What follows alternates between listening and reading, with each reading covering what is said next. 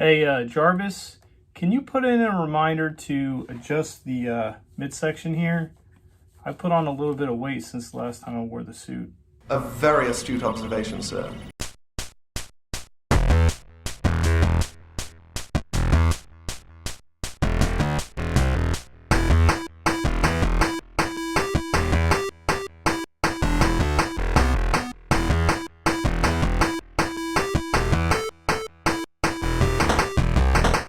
Welcome back to the channel, guys. Today I'm going to talk about the time I almost got famous. The year was 2019 and I had about 30 students competing at the state level for History Fair. Myself, a few other teachers, the district, and my students' parents worked it out so that we could go see Avengers Endgame at the IMAX at the Bob Bullock Museum, which coincidentally was where state level competition was. And to further celebrate the success of my students, I wanted to surprise them by building my own Iron Man costume and showing up to class the Thursday before the movie premiered. I had about 3 weeks to pull it off.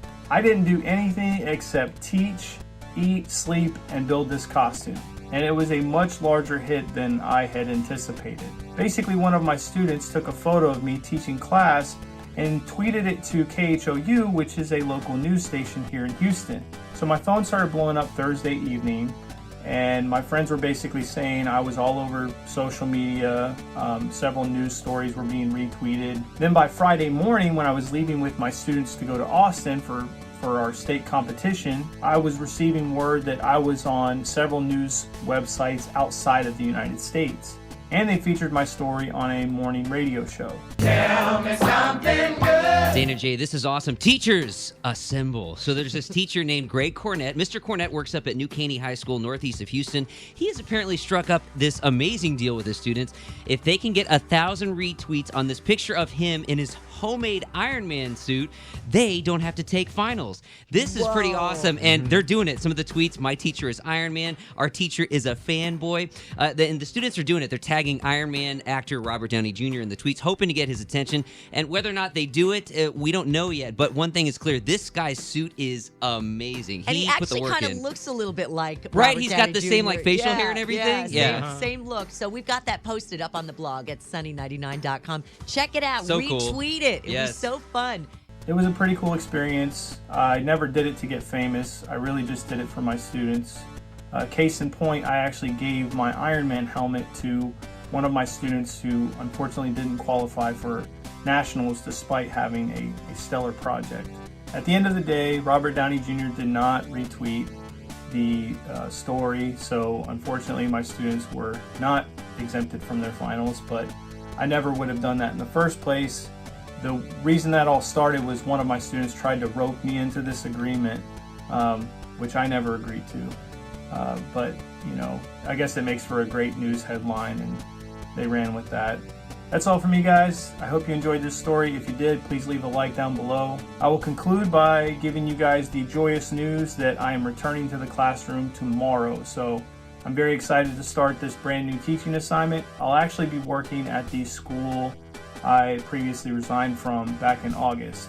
So I'll be happy to be back with some of my former coworkers and to see some of my former students walking the hallways. I just got my COVID vaccine last Friday, so you know, I've got that behind me and I won't have to worry about bringing something home to my son or daughter or my wife, so I'm very thankful for that.